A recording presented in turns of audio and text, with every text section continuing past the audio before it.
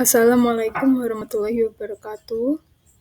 Selamat pagi, selamat siang, selamat malam. Sesuai Anda menonton video kali ini, pertama, yang saya hormati Ibu Leni Kurniati selaku dosen mata kuliah Teori Belajar dan Pembelajaran, dan semua teman-teman. Perkenalkan, nama saya Dila Lailatus Syifa, NPM 3313110034. Saya akan mepresentasikan mengenai teori pembelajaran menurut John Dewey.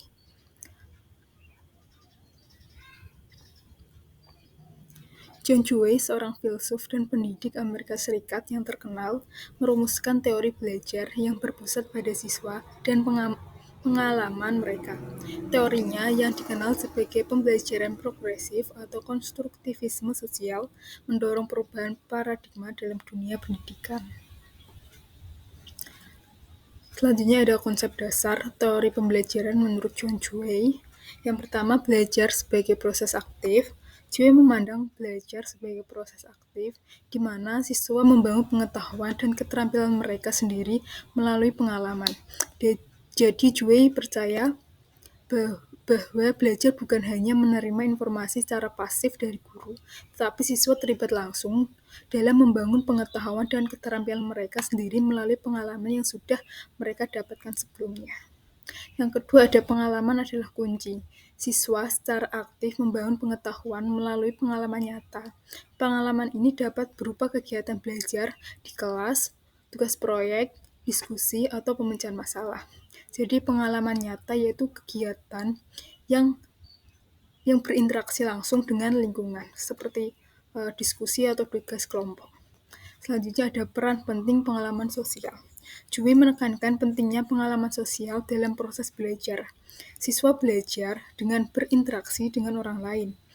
Disebut juga belajar kolaboratif. Ini membantu mereka mengembangkan keterampilan komunikasi, pemecahan masalah, dan berpikir kritis.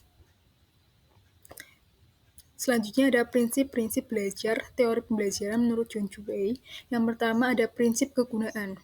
Pembelajaran harus relevan dengan kehidupan siswa dan membantu mereka memecahkan masalah nyata. Siswa harus dapat melihat manfaat dan tujuan dari apa yang mereka pelajari.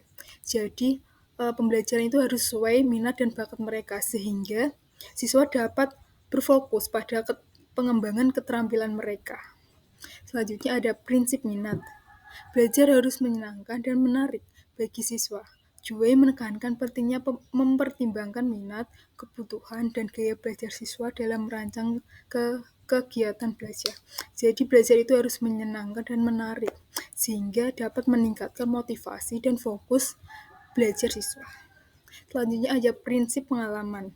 Siswa belajar terbaik dengan melakukan dan mengalami sesuatu secara langsung. Teori Dewey ini mendukung penggunaan metode pembelajaran yang efektif seperti eksperimen, tugas proyek, dan simulasi. Selanjutnya ada prinsip integrasi. Disiplin ilmu harus diintegrasikan dalam pembelajaran. Siswa tidak boleh belajar mata pembelajaran secara terpisah-pisah, tapi harus melihat hubungan antara pengetahuan dari berbagai bidang. Hal ini membantu mereka memahami dunia secara holistik dan bermakna. Yang terakhir ada prinsip evaluasi. Prinsip evaluasi pembelajaran harus berpusat pada siswa dan berkelanjutan, dilakukan untuk mengukur kemajuan siswa dan memberikan umpan balik yang konstruktif.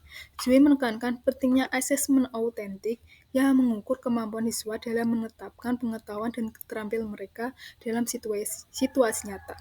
Jadi berpusat pada siswa, siswa diberikan fasilitas, siswa tersebut dapat melakukan dengan semau mereka.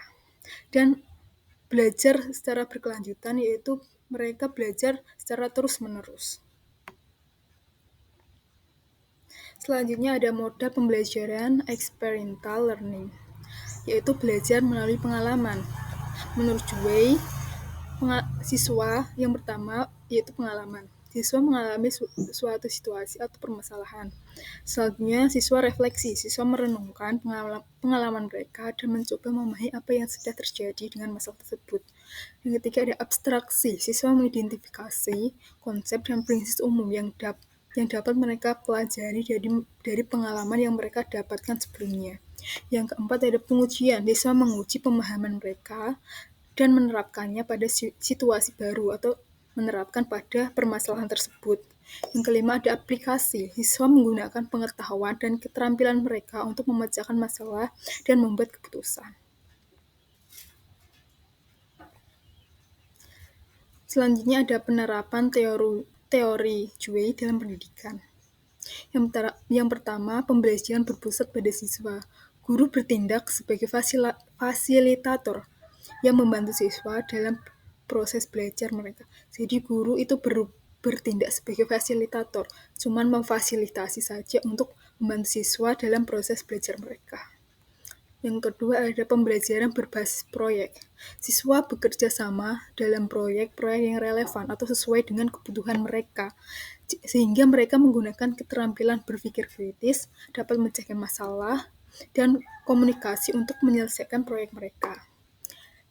Yang ketiga ada pembelajaran kolaboratif. Siswa bekerja sama dalam kelompok untuk menyelesaikan tugas, bertukar ide, dan saling belajar dari satu sama lain.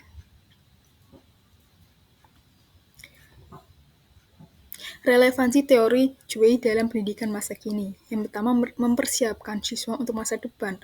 Teori Dewey ini membantu mengembangkan keterampilan pada abad sekarang yang dibutuhkan di dunia yang terus berubah. Yang kedua ada mendorong pembelajaran yang efektif.